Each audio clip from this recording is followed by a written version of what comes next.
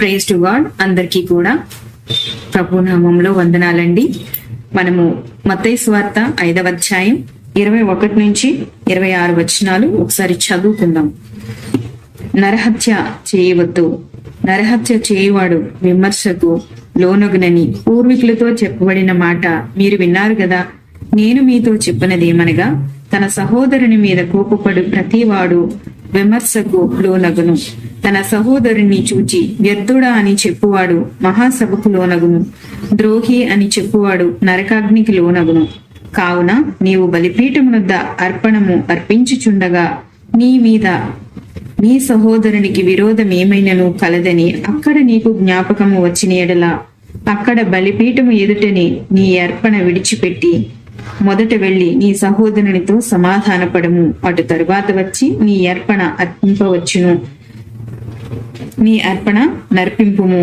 నీ ప్రతివాదితో నీవు త్రోవలో ఉండగానే త్వరగా వానితో సమాధానపడము. లేని ఎడల ఒకవేళ నీ ప్రతివాది నిన్ను న్యాయాధిపతికి అప్పగించును, న్యాయాధిపతి నిన్ను బంట్రోతుకు అప్పగించును. అంతటి నీవు చెరసాలలో వేయబడుతువు. కడపటి కాసు చెల్లించు వరకు అక్కడ నుండి నీవు వెలుపలికి రానేరవని నీతో నిశ్చయముగా చెప్పుచున్నాను. ప్రియమైన దేవుని బిడ్డలారా, దేవుడు ఈ వాక్యం ద్వారా మనకి నేర్పించబోయే గొప్ప సత్యము మనము తెలుసుకుందాము. నరహత్య చేయవద్దు అని పూర్వీకులతో చెప్పబడిన మాట మీరు విన్నారు కదా. ఇది కూడా ఆ 10 ఆజ్ఞలలో ఇది కూడా ఒక ఆజ్ఞ అన్నమాట. ఆజ్ఞారూపకంగా ఇవ్వబడిన ఈ నరహత్య గురించి యేసుక్రీస్తు ప్రభువారు మనకి బోధిస్తున్నది ఏంటంటే, నరహత్య చేయవద్దు. నరహత్య హత్య.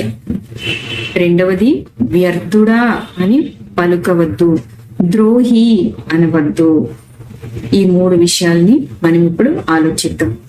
నరహత్య అనే దాంట్లో 2 విధాలుగా, ఒకటి ఆయుధాలతో చంపితేనే హత్య అని మనం ఎప్పుడు అనుకోకూడదు. ఒక మనిషిని మాట ద్వారా కూడా చంపివేయవచ్చు. ఒక మనిషిని మనము మాటతో చంపవచ్చు, అదే మాటతో బ్రతికించవచ్చు, అదే మాటతో నెమ్మదిని మనశ్శాంతిని కూడా కలుగు చేయవచ్చును.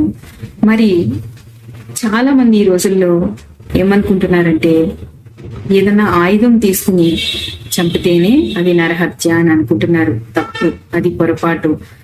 మాటతో కూడా హత్య చేసేవాళ్ళు చాలా మంది ఉన్నారు ఈ రోజుల్లో. కనుక మనము ఎప్పుడైనా సరే మాట్లాడేటప్పుడు ఎదుటి వారితో మన యొక్క మాట ఎదుటి వారి హృదయాన్ని ఎంతగా అది ఓదారుస్తుంది, ఎంతగా బాధపరుస్తుంది, ఎంతగా ఆ మాటను బట్టి కృంగిపోవటం జరుగుతుంది అనేది ప్రతి ఒక్కరూ కూడా ఆలోచించుకోవాలి.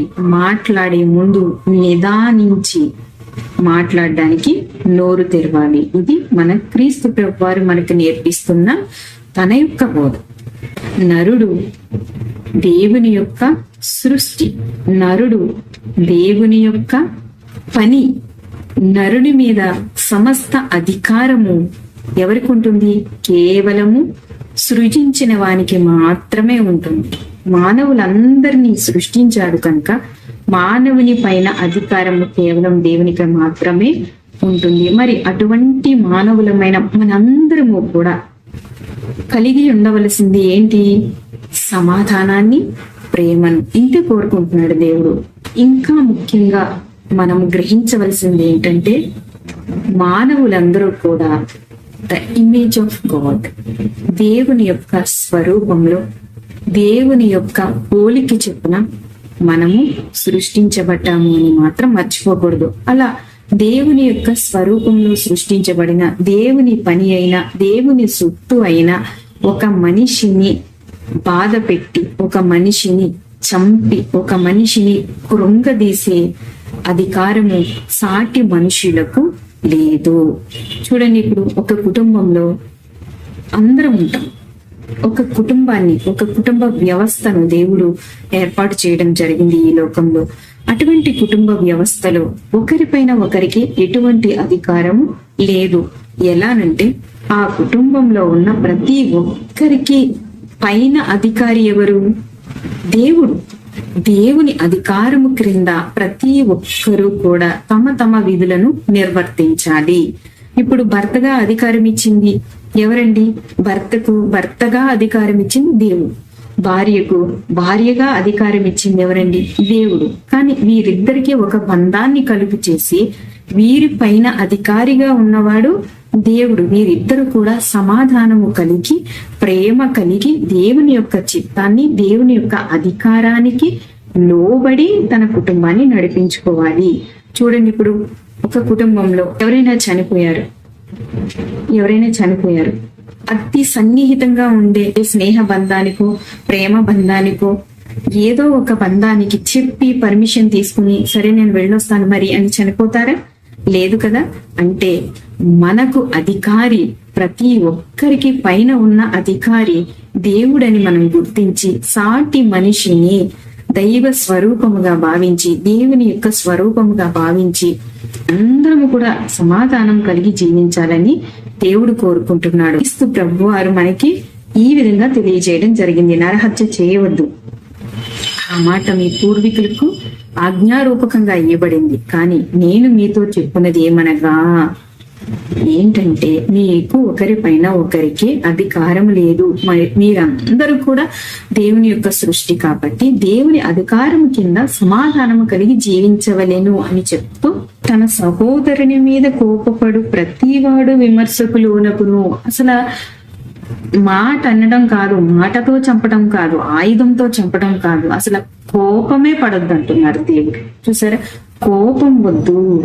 కోపం అనేది విసర్జించవలసిన విషయము. కోపం అనేది విసర్జించవలసిన మనిషిలో దాగి ఉన్న పాపము. కోపం వలన దేవుని నీతి నెరవేర్చబడదు గనుక కోపపడవద్దు. కోపపడితే అది మహా భయంకరమైన పాపము. ఆ పాపం వల్ల ఎక్కడికి? విమర్శలోకి వెళ్ళిపోతాం. విమర్శలోకి వెళ్ళిపోతే దేవుని ముందు నిలబడిన తర్వాత అసలు ఏమైనా మనము ఆయనకి ఆన్సర్ ఇవ్వగలమా? ఇచ్చే స్థితిలో ఉంటామా మనము? సో అందుకని కోపమే పడవద్దు. హత్య వరకు వెళ్ళక్కర్లేదు, హత్యని తీసి పక్కన పెట్టండి. కోపం అనేది మీలోనికి రావద్దు. సమాధానాన్ని వెతికి వెంటాడండి, మీరందరూ సమానమే అని తెలియజేస్తున్నారు దేవుడు. అలాగే ఇంకో విషయాన్ని మనం చూసినట్లయితే, తన సహోదరుణ్ణి చూచి వ్యర్థుడా అని చెప్పువాడు. అసలు వ్యర్థుడా అంటే పనికి రానివాడా? ఇందులో 2 అర్థాలు ఉన్నాయి. వ్యర్థుడు, వీడెందుకు పనికిరాడు అని ద్వేషించడం ఒకటి, దూషించడం ఒకటి. 2 అర్థాలు ఉన్నాయి. ద్వేషించకూడదు, మనిషిని దూషించకూడదు. Because of he's, she's, everyone is the image of God. ప్రతి ఒక్కరూ కూడా దేవుని యొక్క స్వరూపము గనుక ఎవరిని కూడా దూషించకూడదు, అలాగే ద్వేషించకూడదు. మాటతో ఎదుటి వారిని బాధ పెట్టకూడదు, మాటతో ఎదుటి వారిని కించపరచకూడదు అని మనకి తెలియజేయడం జరిగింది. ఇక 3వది చూస్తే ద్రోహి అంటే ఏంటి? నమ్మించి మోసం చేయడం. చూసారా, ఎంత నమ్మని ఇంత ద్రోహం చేస్తావా అంటారు కదా. ద్రోహి అనగానే నమ్మించి మోసం చేయడం అంటే ఒక మనిషిని నమ్మించడం కానీ, ఒక మనిషికి ద్రోహం అంటే అన్యాయం చేయడం కానీ, అన్యాయమైన ప్రవర్తనతో, అన్యాయమైన మాటలతో, అన్యాయమైన నిందలతో వీటి వారిని హింసించటం, బాధించటం దేవునికి అసహ్యమైన క్రియ. ఆ క్రియను ప్రతి ఒక్కరూ కూడా విసర్జించవలెను.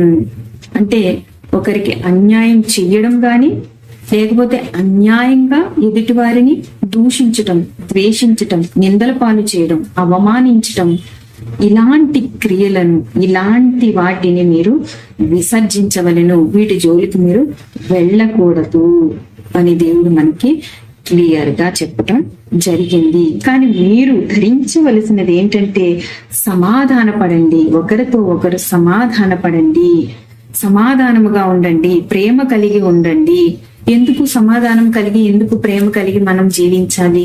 ఎందుకంటే మనము ఈ లోక సంబంధులం కాదు. ఈ లోకంలో ఉన్న మనము ఏ క్షణాన్న మనకి సెలవు అవుతుందో, ఏ క్షణాన్న మనకి పిలుపు వస్తుందో మనకి తెలియదు. గనుక ఆ క్షణానికంటే ముందే మనము మన యొక్క జీవితాన్ని సరి చేసుకోవడానికి దేవుడు మనకి ఒక అవకాశం ఇస్తున్నారు. యేసుక్రీస్తు ప్రభువారు ఆ విధంగా మనకి బోధించడానికి, లేకపోతే ఈ సర్వ సృష్టికి, ఈ సృష్టిలో ఉన్న మానవాళికి యేసుక్రీస్తు ప్రభువారు ఎందుకు ఈ జీవ నియమాన్ని తెలియజేస్తున్నారని ఒకసారి ఆలోచించినట్లయితే, ఎవరిపైన ఎవరికి అధికారం లేదు. ప్రతి ఒక్కరూ దేవుని యొక్క సృష్టి గనుక మీరందరూ సమానము గనుక ఒకరిని ఒకరు ద్వేషించవద్దు, ఒకరిని ఒకరు దూషించవద్దు, ఒకరిని ఒకరు మోసం చేసుకొనవద్దు, హత్య చేసుకొనవద్దు, అంటే బాధించుకొనవద్దు, చంపుకోవద్దు, మాటతో గాని తర్వాత ఆయుధాలతో కానీ మరి ఏ విధంగానైనా సరే ఒకరికి ఒకరు హాని చేసుకోవద్దు. మీరందరూ కూడా దేవుని యొక్క సృష్టి, మీ అందరిపైన అధికారి దేవుడు మాత్రమే. మీకు ఒకరిపైన ఒకరికి అధికారము ఎంత మాత్రము లేదు. కానీ మనకి అధికారం అనుగ్రహించబడిందంటే ఆ అధికారం దేవుని నుండి మాత్రమే మనకి అనుగ్రహించబడి, ఈ కుటుంబ వ్యవస్థ లేకపోతే ఈ సమాజం లేకపోతే ఈ ప్రపంచంలో ఉన్న మానవ కోటి మానవాళి, ఈ ప్రపంచంలో ఉన్న సర్వ మానవాళి దేవుని యొక్క అధికారం కింద చక్కగా ఆయన సంకల్పించిన సంకల్పంలో జీవిస్తూ సరిచేసుకుంటూ ప్రతి ఆత్మ రక్షించబడి జీవ కిరీటాన్ని లేకపోతే జీవ మార్గాన్ని ప్రవేశించాలని ఆయన కోరుకుంటున్నారు. ఇది క్రీస్తు ప్రభువారు సర్వ మానవాళికి బోధించిన జీవ నియమము. కానీ దీనికి మతం మొదలు పెట్టిన పేరు ఏంటంటే మత మార్పిడి.